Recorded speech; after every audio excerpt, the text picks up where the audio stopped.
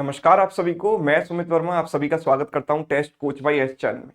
आज इस सेशन में हम CUET 2024 यानी कि लास्ट ईयर के जनरल टेस्ट में पूछे गए क्वांट क्वेश्चंस को डिस्कस करने वाले हैं। देखो, क्वांट का पेपर बहुत लोगों को मुश्किल लगता है, बहुत लोगों को आसान लगता है, बहुत लोगों को टाइम कंज्यूमिंग लगता है और बहुत लोग उसको कम टाइम में कर पाते हैं। बात है सिर्फ अप्रोच की। अगर आपने प्रॉपर अप्रोच, करेक्ट टेक्निक्स का इस्तेमाल क्वेश्चंस को सॉल्व करने में किया तो पेपर आपको बेहद आसान लगेगा, है ना। और सारे के सारे क्वेश्चंस 100% ऑफ द क्वेश्चंस आप करेक्टली आंसर कर पाएंगे। ठीक है, तो चलिए हम स्टार्ट करते हैं यहाँ पर पेपर का डिस्कशन। सबसे पहला जो क्वेश्चन है वो सिंप्लीफिकेशन से, आप देखिए इस तरीके से। तो यहाँ पर आपको सिंपल सी बात याद रखनी है, बॉड मास का रूल, है ना। कुछ लोग क्या करते हैं कि गलती से पहले इनको मल्टीप्लाई कर देते हैं। सर 4 × 2 8 हो गया, 8 से गया 3 टाइम्स, 3 + 8 11, 11 - 4 7। तो 7 भी आंसर हमारे ऑप्शन में है, राइट। 7 आंसर हमारे ऑप्शन में है, but this is the most common incorrect answer. हमें बॉड मास का रूल कहता है कि डिवीजन की प्रायोरिटी ना मल्टीप्लिकेशन से ज्यादा होती है, हायर प्रायोरिटी होती है। दैट मीन्स पहले मुझे डिवाइड करना चाहिए, तो डिवीजन को मैं पहले सॉल्व करूंगा। इससे गया 6 टाइम्स, 6 × 2 आ जाएगा 12, 8 - 4 आ गया 4, तो 12 + 4 मेरा आंसर आइडियली क्या होना चाहिए, 16, ऑप्शन 3। क्लियर। चलिए अगला सवाल, difference between the greatest and the smallest of the fractions. In fraction में हाईएस्ट वैल्यू और लीस्ट वैल्यू में डिफरेंस क्या है ना। अब कुछ लोग क्या करेंगे कि सर इनको डिवाइड करके देख लेते हैं कि इनकी वैल्यू क्या आ रही है। मैं कहता हूं कि आपको डिवाइड करने की जरूरत नहीं है।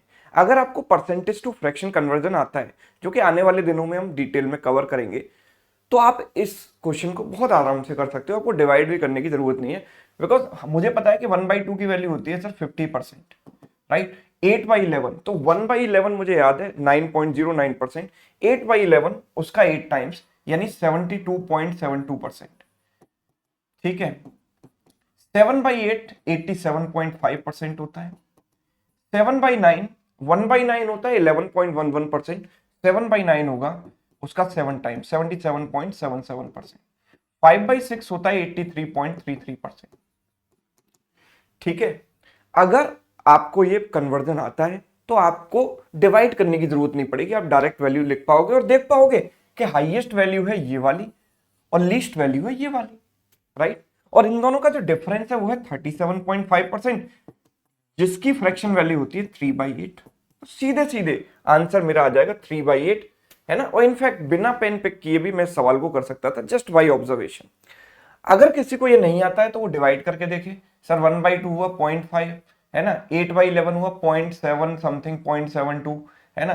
This is 0.875, this is 0.77, right. इसको डिवाइड करोगे तो 0.83, है ना। फिर आप देखोगे कि हाईएस्ट कौन सा है, लोएस्ट कौन सा है ना। फिर माइनस करोगे एंड सो ऑन। तो ये आपको करना पड़ेगा, लेकिन आपको पहले से परसेंटेज टू फ्रैक्शन कन्वर्जन की नॉलेज है, तो आपको कुछ भी करने की जरूरत नहीं है, डायरेक्ट आंसर आएगा। अगला देखिए, sum of LCM and HCF of two numbers is 854, LCM is 60 times HCF. ठीक है, तो देखो basic concept of LCM and HCF पर ये सवाल बेस्ड है। हमें दिया गया एलसीएम और एचसीएफ का सम, यानी एलसीएम प्लस एचसीएफ कुल मिलाकर सम है 854, right. LCM is 60 times HCF, तो मैंने कहा कि सर एचसीएफ को मैं एक्स मान लेता हूं, तो एलसीएम इसका 60 टाइम्स यानी 60x हो गया। दोनों को प्लस करने पर 854 आ रहा है, तो टोटल हो गया 61x, जिसकी वैल्यू 854 हो गई।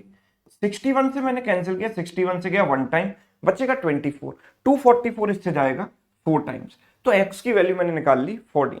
जैसे ही x की वैल्यू मेरे पास 14 आई, एलसीएम हो गया सर 60x यानी 60 × 14 यानी कि 840, एंड एचसीएफ हो गया सर x यानी 14। अब मुझे दिया गया वन ऑफ द नंबर से 70, व्हाट इज अनदर नंबर। तो आपके लिए, इसके लिए आपको एक बहुत छोटी सी बात पता होनी चाहिए कि दो नंबर्स के एलसीएम और एचसीएफ का जो प्रोडक्ट होता है वो दोनों नंबर्स के प्रोडक्ट के बराबर होता है, n1 × n2। सो एलसीएम है मेरे पास 840 एंड एचसीएफ है 14। नंबर जो फर्स्ट है वो 70 है, सेकंड नंबर मुझे निकालना है, तो इससे गया ये 12 टाइम्स, राइट। 12 × 14 मुझे करना है, कितना हो जाएगा, 12 × 4 48 वही 16, 168 मेरा आंसर आ जाएगा, बड़े प्यार से आराम से, ऑप्शन 3। क्लियर है? यस। चलो आगे बढ़ते हैं। Present age of Harish is 8 times the sum of the ages of 2 sons at present. ठीक है, after 8 years his age will be 2 times the sum of the ages of his 2 sons. The present age of Harish is how much? ठीक है, तो बड़ा मजेदार सवाल है। देखो हरीश और उसके दोनों सन्स का सम, सन 1 एंड सन 2, 2 सन है, राइट। इनके जो प्रेजेंट में रेशियो है ना, वो क्या है? 8 टाइम्स, यानी 8:1 का रेशियो मैं ये कह सकता हूं। अगर ये 8 है तो ये 1 हो जाएगा, राइट। 8 साल बाद क्या होता है, हरीश की ये जो एज है वो 2 टाइम्स हो जाएगी इनके सम का, यानी 2:1 का रेशियो हो जाएगा, राइट। तो आप मुझे एक बात बताओ कि यहां पर कितने का चेंज हुआ? 8 का। और इन दोनों में कितने का चेंज होगा? 16 का। 8 का नहीं, 16 का। क्यों?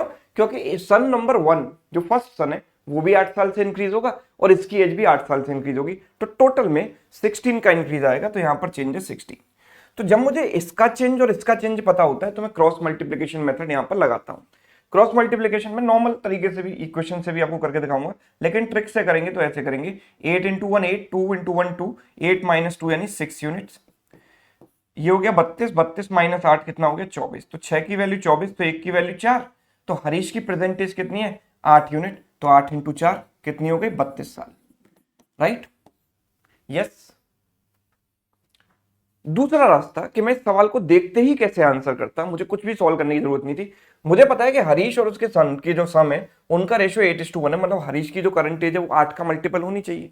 और दिए गए ऑप्शंस में से 8 से डिवाइड होने वाला सिर्फ एक ही ऑप्शन है जो कि 8 का मल्टीपल है 32, और कोई तो है ही नहीं। तो ऐसे भी कर सकता था। अच्छा, दूसरा रास्ता कि मैं बेसिक से कैसे करूं, तो भाई देखो, हरीश की एज मैंने मान ली और उसके जो दोनों सन है उनका सम S1 प्लस S2, इसको अगर मैं x मानता हूं तो हरीश की एज उसका 8 गुना है 8x, राइट। ये हमें पता है, ठीक है। 8 साल बाद हरीश की एज कितनी हो जाएगी? 8 साल बाद हरीश की एज हो जाएगी 8x प्लस 8, और इनके जो दोनों सन है उनका सम कितना हो जाएगा? तो दोनों में 16 ऐड होगा। पहले वाले में 8 ऐड होगा, दूसरे में 8 ऐड होगा, तो टोटल में 16 ऐड होगा। तो हम कह सकते हैं x प्लस 16 हो जाएगी, राइट। और ये जो हरीश की एज है ना 8 साल बाद 8x प्लस 8, वो इनके सन की एजेस का जो सम है उसका 2 टाइम्स हो गई, 2 इंटू एक्स प्लस 16 हो गई, राइट। तो 2 से गया ये 4 times, 4 times 4x minus x 3x equals to 12। तो x की वैल्यू कितनी आ जाती है? 4। x की वैल्यू जब 4 आ जाती है तो हरीश की प्रेजेंटेज हो जाएगी 8 इंटू एक्स, यानी 8 इंटू 4 32। ये बेसिक से कर सकते हैं। अब आप देख लो कि बेसिक वाला मेथड और एक ये छोटा सा प्यारा सा मेथड कौन सा बेटर है। मुझे तो ये वाला बेटर लगा। यस। चलिए अगला देखिए। In an examination it is required to get 300 marks to pass. A student gets 225 marks and is declared failed by 10% marks. What are the maximum marks of the examination? Right? तो percentage का basic सवाल है। अब देखो इस ये है, हम कह रहे हैं कि ये है पासिंग मार्क्स, सॉरी ये है मैक्सिमम मार्क्स 300 है ना। किसी भी बच्चे के 300 से ज्यादा नहीं आ सकते, sorry not maximum marks, maximum marks मान लो, ये मैक्सिमम मार्क्स को निकालने हैं ना। पासिंग मार्क्स है 300, तो पासिंग मार्क्स है 300, मतलब पास होने के लिए उसे 300 नंबर चाहिए। और उस बच्चे के कितने आए? 225 है ना, 225, यानी पासिंग मार्क्स से कितना कम रह गया? ये 75 कम रह गया। And he is failed by 10% marks. 10% हम किस में से निकालते हैं? मैक्सिमम में से, राइट। तो मैंने कहा कि सर मैक्सिमम मार्क्स 100x हैं, तो ये कितने मार्क्स से फेल हो गया? 10x। इसका 10% कितना हो गया? 10x। तो जो 10% है वो 75 के बराबर है। 10x की वैल्यू 75 के बराबर, तो 100x की वैल्यू उसका 10 टाइम्स 750, यानी मैक्सिमम मार्क्स हो गए 750, राइट। ये पिक्चर आप बनाना ना चाहो तो आप ऐसे भी सोच सकते हो कि सर इस बच्चे के 225 नंबर आए, अगर इस बेचारे के 10% और आ जाते तो वो पास हो जाता, और पास हो जाता मतलब 300 नंबर उसके आ जाते, यानी कि 10% of the maximum marks is equal to 300 minus 225 यानी 75। तो 100% मार्क्स यानी मैक्सिमम मार्क्स कितने हो जाएंगे? 750 हो जाएंगे, राइट। आपको सिंपल ये काम करना है जो कि आप मेंटली भी कर सकते हो। चलिए, in a class of 40 students ratio of boys and girls is 3:2 and the average marks scored by boys is 42 and that by girls is 46. Then the average marks scored by whole class is how much. ठीक है भाई, 40 student हैं, ठीक है, ratio boys, बिल्कुल basic से अगर कोई बच्चा इसको करता है तो कैसे करेगा, देखो एकदम बेसिक से अगर कोई करेगा तो सर 40 बच्चे हैं, 3:2 में बॉयज एंड गर्ल्स हैं, तो टोटल 3 और 2 5 यूनिट की वैल्यू 40 के बराबर, तो सर 1 यूनिट की वैल्यू 8 के बराबर हो गई।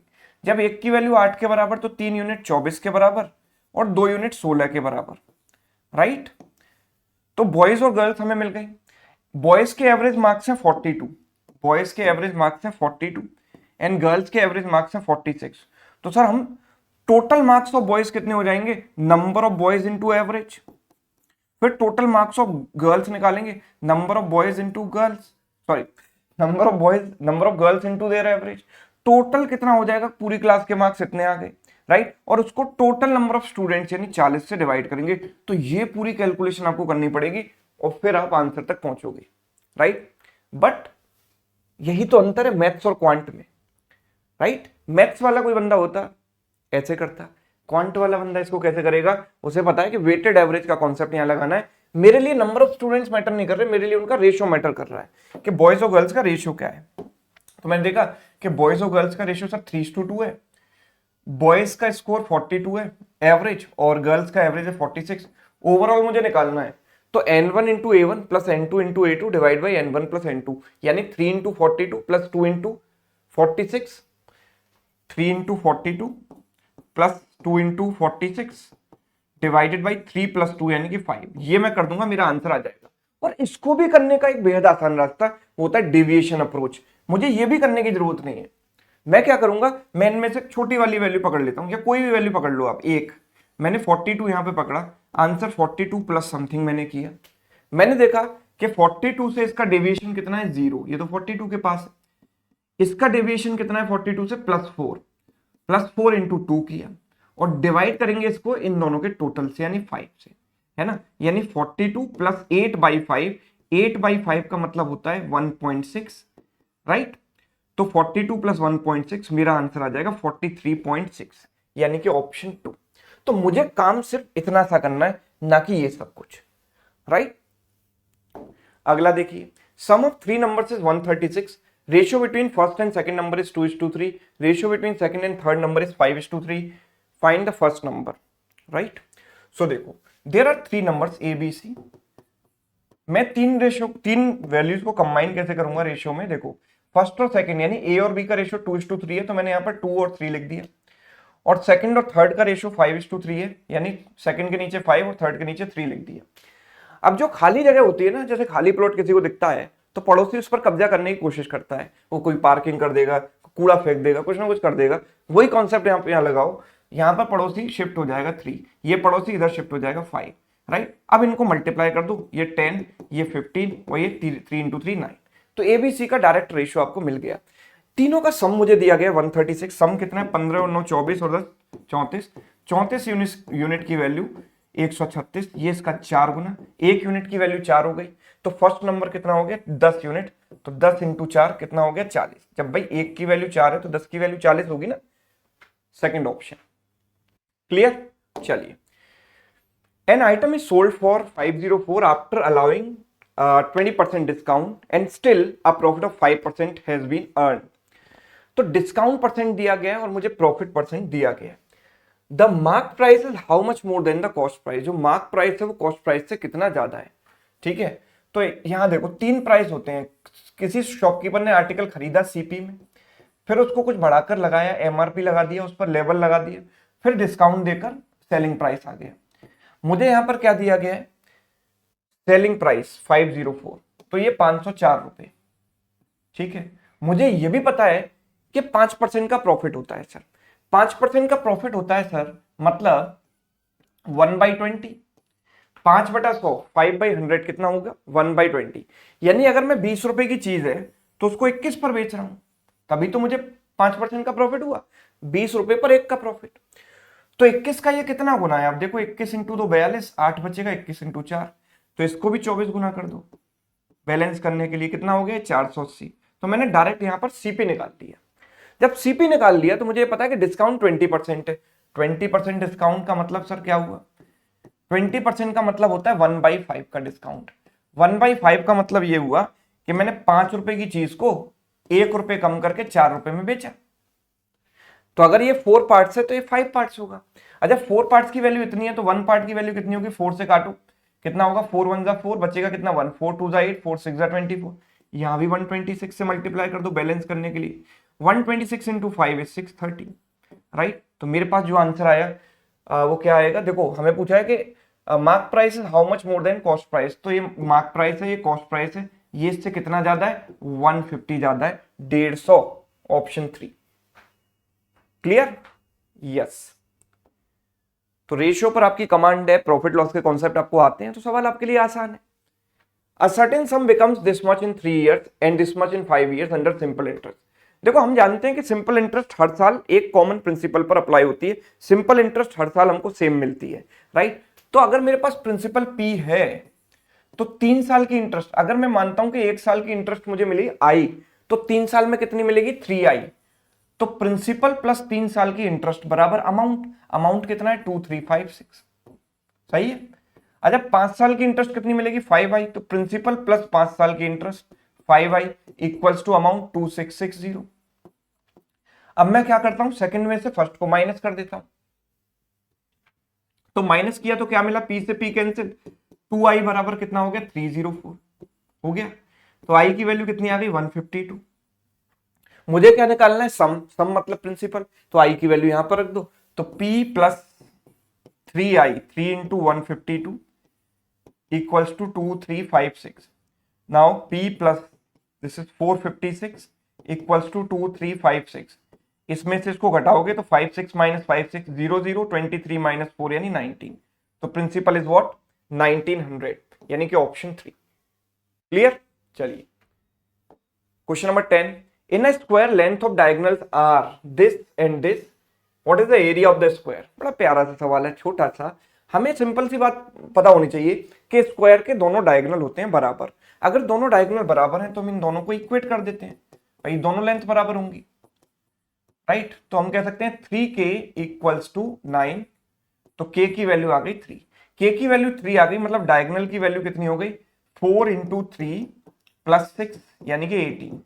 अच्छा अगर आपको डायगोनल पता हो तो स्क्वायर का एरिया डायगोनल के टर्म्स में भी होता है, स्क्वायर का एरिया होता है डी स्क्वायर बाई 2, डायगोनल का square divide by 2, right. Diagonal कितना है 18, तो 18 का square divide by 2, that means 324 divide by 2, that means 162, 162, right, option 2।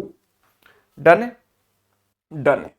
अगला देखिए, volume of cylinder having base radius 3 centimetre is this, find its curved surface area, right. Use pi equal to 22/7। तो देखो आपने पढ़ा होगा कि volume of cylinder is pi r square h, right. अब आप करोगे कि सर पाई आर पता है, वॉल्यूम पता है, पाई आर स्क्वायर एच बराबर, ये रख के मैं एच की वैल्यू निकाल लेता हूं, फिर कर्व सरफेस एरिया लगाऊंगा 2πRh। इतने लंबे मेथड से जाने की आपको कोई जरूरत नहीं है, आपको सिंपल पता होना चाहिए कि volume of cylinder is half into curve surface area into radius. Curve surface area और रेडियस से भी हम वॉल्यूम निकाल सकते हैं, राइट। ये कुछ नया है, कुछ नया सीखा कि नहीं। Volume is half into curve surface area into radius, तो volume is what 396, half into curve surface area तो मुझे निकालना है, रेडियस मुझे दी गई है 3 से कैंसिल कर दो, 132 टाइम्स, तो कर्व सरफेस एरिया कितना हो गया 132 इंटू 2 यानी 264, curve surface area is 264। Done, pi की वैल्यू तो मुझे जरूरत ही नहीं पड़ी।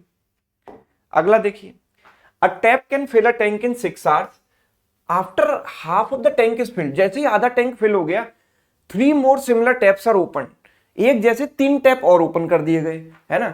तो total time taken by tank to fill completely is what. देखो आधा टैंक कितने टाइम में फिल हो गया होगा, 3 आवर्स में, बताइए। और बाकी आधा कितने टाइम में फिल होता, 3 आवर्स में, बिकॉज टोटल तो 6 घंटे लगते हैं ना। तो आधे को करने में 3 घंटा, आधे को करने में 3 घंटा। लेकिन हुआ क्या कि इस आधे को भरने में 3 और टैप आ गए, 3 और टैप आ गए, मतलब टोटल कितने टैप हो गए, 4 टैप हो गए, राइट। एक तो पहले से ही था और 3 और आ गए, तो टोटल 4 हो गए। अगर आप 4 लोग काम करेंगे तो काम जल्दी हो जाएगा ना। भाई अकेला कर रहा है, बेचारे को ज्यादा टाइम लग रहा है। 2 आए तो टाइम और कम हो गया, 3 आए टाइम और कम हो गया, 4 आ गए तो और कम टाइम हो गया। तो 4 गुना हमने कैपेसिटी कर दी एक तरीके से, तो टाइम क्या हो जाएगा 1/4, इसका 1/4 कर दो, बाकी आधे को बनने में 1/4 टाइम लगा। सो 3/4 आवर्स का मतलब होता है 3/4 इंटू 60, आवर्स को मिनट्स में कन्वर्ट करने के लिए 3/4 इंटू 60 करेंगे, 3/4 इंटू 60 कितना होगा 45 मिनट्स, तो 3 hours 45 minutes, yes option 4 done. चलिए next, a train running at the speed of 80 km per hour crosses 350 meter long tunnel in 36 seconds. What is the length of the train? Length of the train हमको बतानी है। देखो ध्यान से समझिएगा, देखो train जब किसी टनल को क्रॉस करती है तो अपनी लेंथ प्लस टनल की लेंथ दोनों कवर करती है। तो ट्रेन की अपनी लेंथ L मान ली और टनल की लेंथ तो दी गई है 350, राइट। डिस्टेंस हो गई है, डिस्टेंस बराबर हुआ स्पीड इनटू टाइम। स्पीड कितनी है 80 किलोमीटर पर आवर। अब ध्यान दीजिएगा, ये हमें मीटर में दिया गया, ये किलोमीटर पर आवर में, तो इसे मीटर पर सेकंड में कन्वर्ट करेंगे। किलोमीटर पर आवर को मीटर पर सेकंड में कन्वर्ट करने के लिए 5/18 से करते हैं मल्टीप्लाई, एंड ये हो गई स्पीड, और टाइम कितना लगता है 36 सेकंड 36, इससे गया 2 टाइम, ये हो गया 5 इंटू 10, 10 इंटू 80 800, तो लेंथ कितनी आ जाएगी 800 माइनस 350 यानी 450। तो length of the train is what 450, fourth option done, yes. Next, if the mean of this is 8 and mode of these values where p is a natural number is 4, then the value of k minus 2p. What is mean? Mean is the average, right? तो इनका average निकाल लेते हैं हम। Average निकालने के लिए इन सबको जोड़ दो पहले, कितना हो जाएगा 3 और 4 7 और 9 16, 16 और 10 26, 26 और 14 हो गया 40, 40 और 46 प्लस 2k प्लस के 3k, और एवरेज निकालना है तो जितनी वैल्यूज हैं उससे डिवाइड करेंगे। वैल्यू कितनी है 1 2 3 4 5 6 7 8, तो डिवाइड बाई 8 हो गया, and that is equal to 8। तो हम कह सकते हैं 46 प्लस 3k इक्वल्स टू 8 8 जा 64। सो 3k की वैल्यू कितनी हो गई 64 माइनस 46 यानी 18, तो k की वैल्यू हो गई 6, राइट।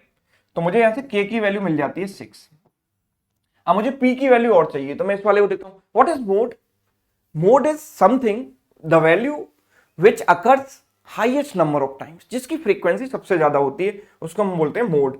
तो अभी तक देखो यहाँ पर इन सारे नंबर से फ्रीक्वेंसी देखूं तो 2 आया है 2 टाइम्स और 4 आया है 2 टाइम्स, 5 और 6 और 3 तो एक एक बार ही आए हैं। अब इनका मोड जो है 4 है, मतलब 4 जो है हाईएस्ट नंबर ऑफ टाइम्स आना चाहिए।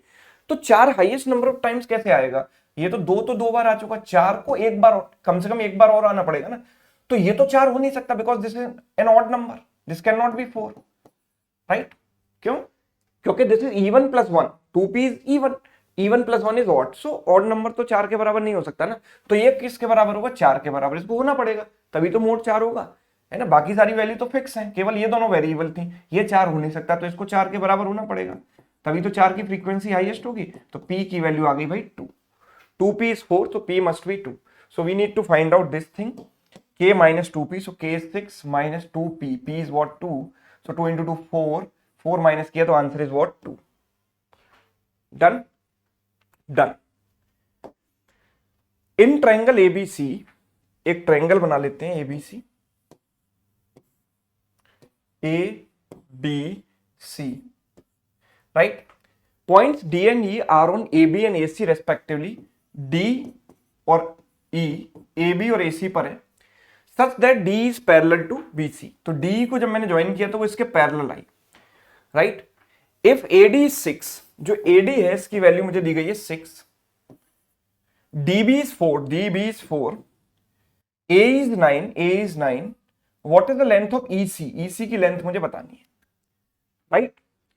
तो बड़ी बेसिक सी बात है कि जब हम दोनों लाइंस को ज्वाइन करते हैं, दोनों लाइंस के 2 पॉइंट्स को ज्वाइन करते हैं और तीसरी लाइन के पैरेलल एक लाइन ड्रॉ करते हैं, तो वो इन दोनों को इक्वल प्रोपोर्शन में डिवाइड करती है।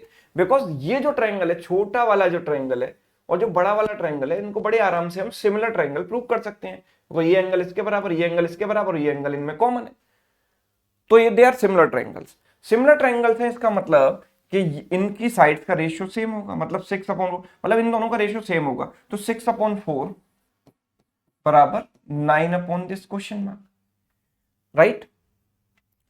तो 2 से गया 2 टाइम्स, 2 से गया 3 टाइम्स, 3 से गया 3 टाइम्स, तो क्वेश्चन मार्क की वैल्यू 3 into 2 क्या हो गई 6 हो गई। तो EC की वैल्यू पूछ गई आई थिंक, यस, तो answer is 6। Done. Next, sine is 4/5, then what is the value of 3 - tan a plus sorry into 2 + cos a। तो बेसिकली हमें करना क्या है, देखो एक ट्राइंगल बना लो आप, राइट एंगल ट्राइंगल, ठीक है। आपको ये पता होना चाहिए P B P upon H S B, right. This is sine theta, this is cos theta, this is tan theta. Sine theta is 4/5, तो अगर मैं इस एंगल को थीटा लेकर चलूं तो साइन थीटा क्या होता है, परपेंडिकुलर अपॉन हाइपोटेनस। तो परपेंडिकुलर इसके सामने ये है एंड ये हाइपोटेनस है, तो दिस इज 4/5, मतलब दिस इज 4, दिस इज 5, है ना। P अपॉन एच की वैल्यू 4/5 है, यानी इसको मैंने 4 माना, ये 5 हो गई, तो ये वैल्यू 3 आ जाएगी। कैसे आएगी, पाइथागोरस थ्योरम लगाई, 5² - 4² यानी 25 - 16 यानी √9 यानी कि 3, ये वैल्यू 3 आ गई, राइट। अब मुझसे पूछा है 3 - tan a, तो 3 - tan a, tan थीटा क्या होगा, परपेंडिकुलर अपॉन बेस यानी 4/3, ठीक है, एंड इनटू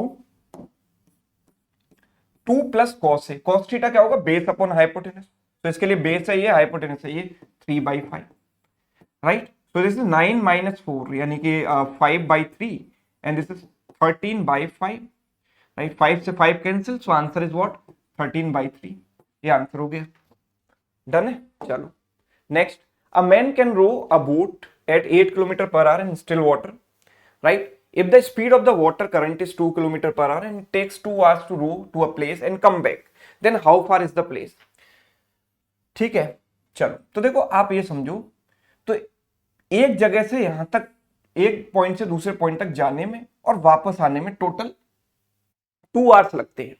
अच्छा, अगर वो एक तरफ से डाउनस्ट्रीम जाएगा तो वापस अपस्ट्रीम आएगा, मतलब एक तरफ फ्लो के साथ जाएगा तो दूसरी तरफ फ्लो के अगेंस्ट आएगा।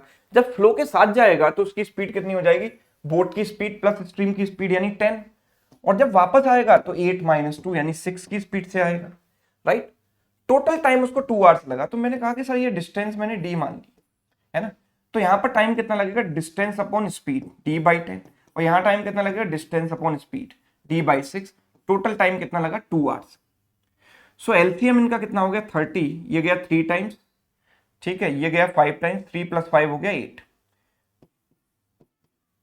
ठीक है 2, इससे गया ये 4 टाइम्स, तो डी की वैल्यू कितनी हो जाती है, 30/4, 30/4 कितना हो गया, 7.5, ठीक है 7.5 यानी कि फर्स्ट ऑप्शन। तो ये था भैया पिछले साल 2024 में सीयूईटी के जनरल टेस्ट में पूछे गए क्वांट क्वेश्चंस, राइट। मेरे अकॉर्डिंग क्वेश्चंस जो है मॉडरेट लेवल के थे, राइट। लेकिन देखो कुछ लोगों को ये बहुत मुश्किल भी लग सकते हैं जिन्होंने ढंग से नहीं पढ़ा, और कुछ लोगों को काफी आसान भी लग सकते हैं जिन्होंने पूरे कॉन्सेप्ट, पूरी ट्रिक्स, पूरी टेक्निक्स ढंग से पढ़ी हैं, राइट। So it depends.